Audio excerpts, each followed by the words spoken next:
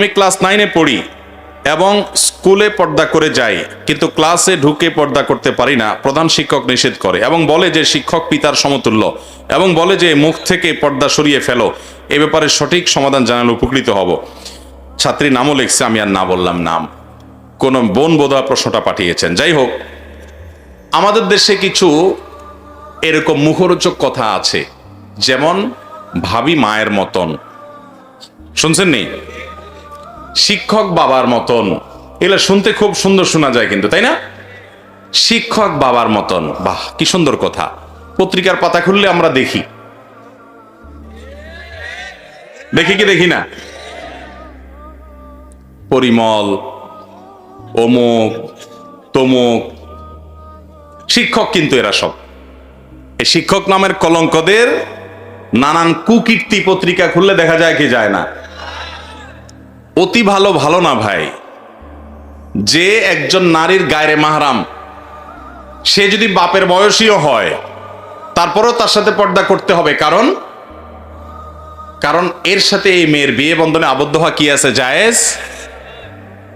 যারা বলে ভাবি মায়ের মতন, তাদেরকে বলবেন যে আমার ভাইটা যদি মারা যায় বা এই মহিলার তালাক দিয়ে দেয়, আমি বিয়ে করতে পারবো কি পারবো না? যারে আমি বিয়ে করতে পারবো সে আবার মায়ের মতন কেমনে হইল? কি বলেন? শিক্ষকের সাথে ছাত্রী বিয়ে হতে পারে কি পারে না? যার সাথে বিয়ে হতে পারে সেই সম্ভাবনা আছে, সে আবার বাপের মতো কেমনে হইল? বাপের সাথে বিয়ে হতে পারে? তাহলে যার সাথে বিয়ে হতে পারে না তার সাথে তুলনা বাপের সাথে চলে, যার সাথে বিয়ে হতে পারে সে আবার বাপের মতো কেমনে হলো? অতএব এই সকল শয়তানি স্লোগান, এই সমস্ত শয়তানি মুখরোচক কথা শোনা যাবে। ইসলাম যেখানে পর্দার বিধান রেখেছে, দেখুন, বাবার সাথে, ভাইয়ের সাথে, সন্তানের সাথে, নিজের তাদের সাথে, চাচার সাথে, মামার সাথে পর্দা আছে শরীয়তে? তাদের সাথে কোনো পর্দার বিধান? আপন মামার সাথে, আপন চাচার সাথে, আপন ভাইয়ের সাথে, নিজের সন্তানের সাথে, নিজের বাবার সাথে একজন মেয়ের কি পর্দা করতে হয়? একজন ছেলে তার মায়ের সাথে, বোনের সাথে পর্দা করতে হয়? যেই জায়গায় রিস্ক নাই সেখানে ইসলাম বলছে পর্দা করার দরকার। এই জায়গাগুলোতে কি রিস্ক আছে? নাই। এগুলাতে দুর্ঘটনা আলহামদুলিল্লাহ সচরাচর ঘটনার কথা কল্পনাও করা যায় না। কিন্তু ইসলাম যে জায়গাতে পর্দা করতে বলেছে, যেমন কথার কথা চাচাতো ভাইয়ের সাথে, খালাতো ভাইয়ের সাথে, মামাতো ভাইয়ের সাথে পর্দা করতে বলছে কি বলে না? এই জায়গাগুলোতে রিস্ক আছে না নাই? অঘটন ঘটে কি ঘটে না? বাবির সাথে পর্দা করতে বলেছে দেবরকে, এখানে অঘটন ঘটে কি ঘটে না? শিক্ষকের সাথে পর্দা করতে হবে ছাত্রীর, কারণ তিনি গায়রে মাহরাম, তথাকথিত বাবার মতো না, তিনি স্বামীর মতো, কারণ তার সাথে বিয়ে বন্ধনে আবদ্ধ হওয়া কি আছে? জায়েজ। অতএব বয়স যাই হোক না কেন, তার সাথে ইসলাম পর্দা করতে, এখানে রিস্ক আছে না নাই? এই জন্য ইসলাম কি করতে বলছে? পর্দা করতে। এই পর্দাটা অযথা বলা হয় নাই, এটা নারীর সেফটির জন্য, নিরাপত্তার জন্য, সামাজিক স্থিতিশীলতার জন্য, শান্তির জন্য, অশান্তি দূর হওয়ার জন্য, নারীর প্রতি অবিচার, বৈষম্য, জুলুম, পাশবিক নির্যাতন, পুরুষকে তার চরিত্র হেফাজত করা, স্বাভাবিকভাবে সমাজের সবকিছু যেন ঠিকঠাক থাকে এবং অস্থির না হয়, সেজন্য ইসলাম পর্দার বিধান দিয়েছে। অতএব নিজের শিক্ষকের সাথেও কি করতে হবে? পর্দা করতে।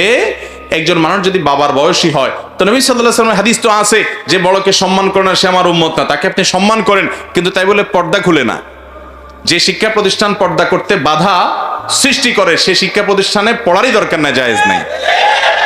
এবং আমাদের সাংবিধানিক অধিকার, প্রতিটা মানুষ তার ধর্ম পালন করতে পারবে।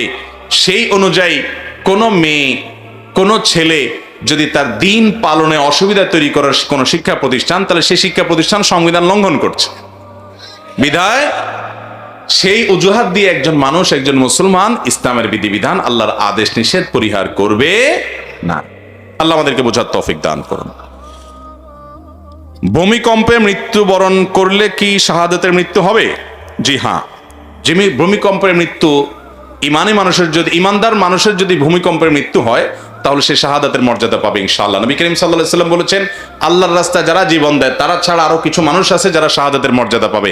কোন হাদিসে আসছে খামসুন, কোন হাদিসে আসছে সাবউন, 7 শ্রেণীর মানুষ, 5 শ্রেণীর মানুষ তারা শাহাদাতের মর্যাদা পাবে। এর ভিতরে যারা আগুনে পড়ে মারা যায়, যারা পানিতে ডুবে মারা যায়, যারা কোনো ভবন ধসে, কোনো ওয়াল ধসে মারা যায়, কোনো কিছু নিচে চাপা পড়ে মারা যায়, কোনো মানুষ নিজের জীবন রক্ষা করতে গিয়ে ধস্তাধস্তি তাকে শত্রুপক্ষ মেরে ফেলেছে, অথবা তার জান রক্ষা করতে গিয়ে, তার ইজ্জত রক্ষা করতে গিয়ে তার জীবন দিতে হয়েছে, এই মানুষগুলোকে আল্লাহ রাব্বুল আলামিন শাহাদাতের মর্যাদা দান করবেন। আল্লাহ রাস্তা শহীদদের যেই মাকাম, হুবহু সেটা না হলেও শহীদদের কাতারে বা মর্যাদা তারা যাবে। সে আলোকে বলা যায় ভূমিকম্পে ইমানদার যারা দুনিয়া থেকে গেছেন, ইমানদার অবস্থায় আল্লাহ রাব্বুল আলামিন তাদেরকে শাহাদাতের মর্যাদা দিবেন ইনশাআল্লাহ। যদি মা ও মেয়ে একই পরিবারের থাকে, তাহলে কি মা এবং মেয়ের স্বর্ণরূপার জাকাত একসাথে যোগ করবে নাকি আলাদা? দেখুন, ইসলাম প্রত্যেকের অ্যাকাউন্ট, প্রত্যেকের হিসাব নিকাশ আলাদা করতে বলে। মেয়ে যদি প্রাপ্তবয়স্ক হয়, মাও যদি তার স্বর্ণ থাকে, মেয়েরও স্বর্ণ থাকে, তাহলে সেক্ষেত্রে মায়ের স্বর্ণের জাকাতের হিসাব আলাদা, মেয়ের স্বর্ণের জাকাতের হিসাব আলাদা। দুইটাকে এক করা লাগবে না। যদি কারোরটাই নেশাব পূর্ণ না হয় তাহলে কারোর জাকাত দিতে হবে না, কিন্তু দুইটা একসাথে করলে যদি নেশাব পূরণ করতে হয় তাহলে জাকাত দিতে হবে না, যেহেতু দুজনের মালিক আলাদা।